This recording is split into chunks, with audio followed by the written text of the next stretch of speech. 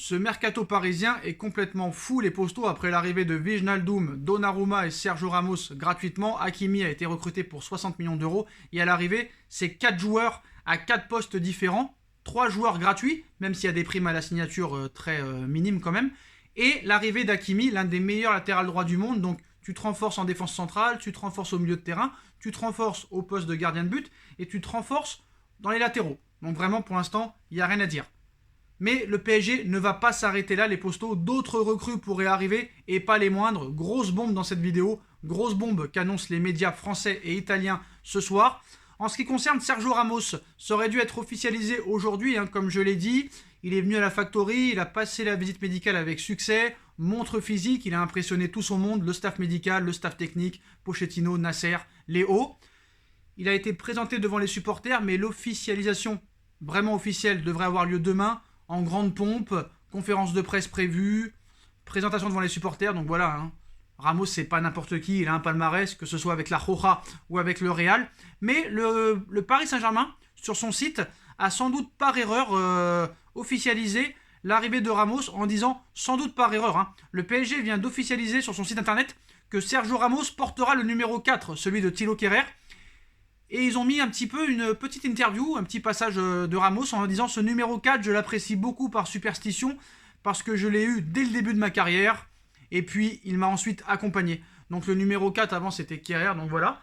Donc sans faire exprès, le PSG vient d'officialiser l'arrivée de Sergio Ramos au Paris Saint-Germain en mettant un passage de son interview parce qu'apparemment ça a été une interview qui a été enregistrée aujourd'hui et qui sera disponible demain. Mais voilà.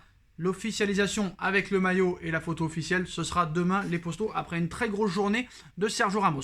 En ce qui concerne les autres arrivées et la grosse bombe de ce soir, même si on le savait un petit peu, c'était dans les petits papiers depuis quelques jours, le PSG pense bel et bien à recruter Paul Pogba cet été, lui qui est séduit par la perspective de rejoindre le club parisien, prix estimé entre 50 et 60 millions d'euros.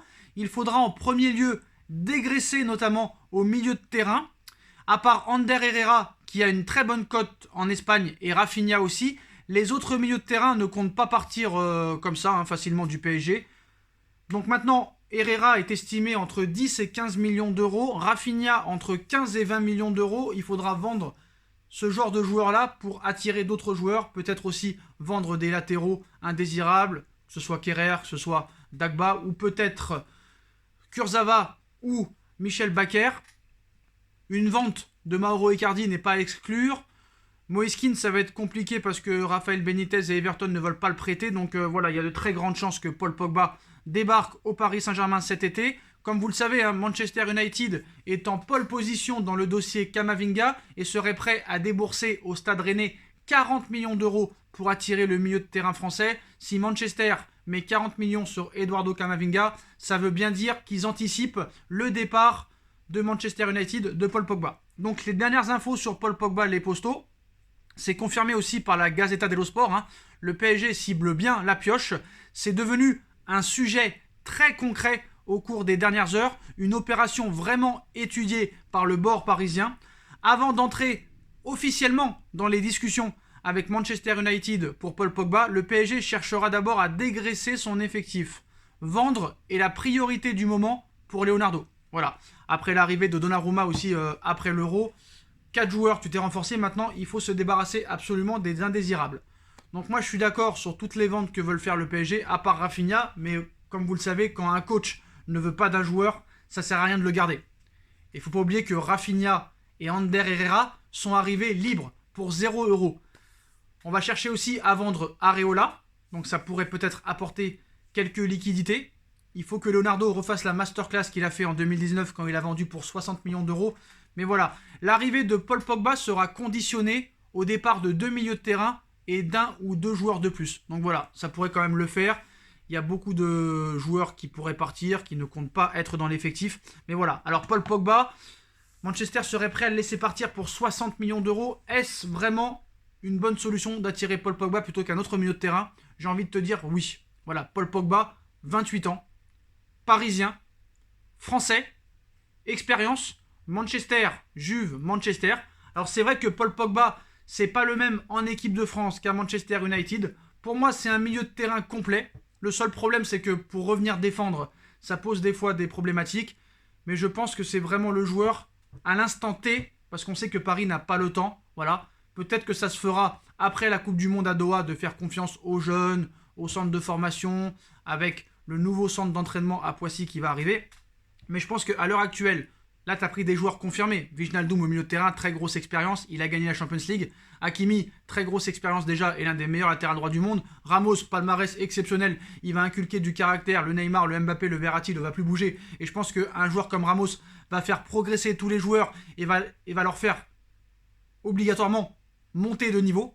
Et ça, c'est très important. Au poste de gardien de but, tu as 2 gardiens exceptionnels. Les 2 meilleurs gardiens du monde peut-être à l'heure actuelle. Donc maintenant, il faut vraiment se renforcer au milieu de terrain. Après, s'il y a une vente de Mauro Icardi et que Moïse Kean ne reste pas, je pense qu'il y aura aussi une tentative pour un grand attaquant. Alors lequel? Haaland, ça va quand même être compliqué. Ou peut-être un autre attaquant.